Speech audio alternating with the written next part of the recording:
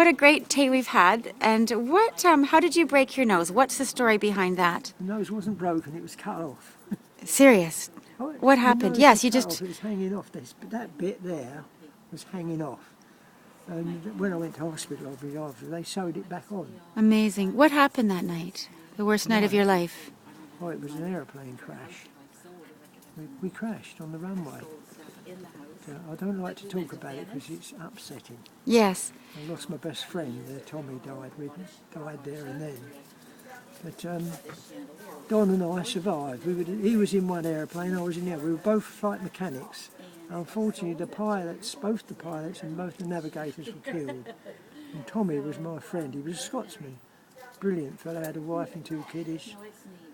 And when we were given a medal afterwards, because they said you didn't leave the scene of the accident, you stayed with your friends. Well, the reason we stayed because we couldn't get out. We were trapped in there. They didn't give a medal to the chaps that lost their lives.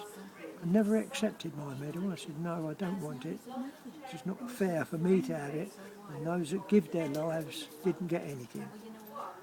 And, well, that's more or less the story of it. Where did this happen? Well, it's called Gütersloh in Germany, Westphalia in Germany. And how old were you? I was 20, when I was 22, it must have been 24. And you were in the Royal Air Force. What was your job on the plane? I was a flight mechanic. As Don was, we were both flight mechanics. And then you were cleared to land, and there was not... Cleared to land, but there was another airplane on the runway. We just piled in. You'd been... What was the name of the plane? You were flying way, way above, so the Russians couldn't get you. Bombers, Canberras. They were a famous airplane at the time. Walk down a bit because it might be a shorter train. Oh, that's a plane, yeah. Yes, it was a brilliant airplane. Made by British Electric. And it flew, how high did the Canberras fly? 7 miles roughly. In the sky?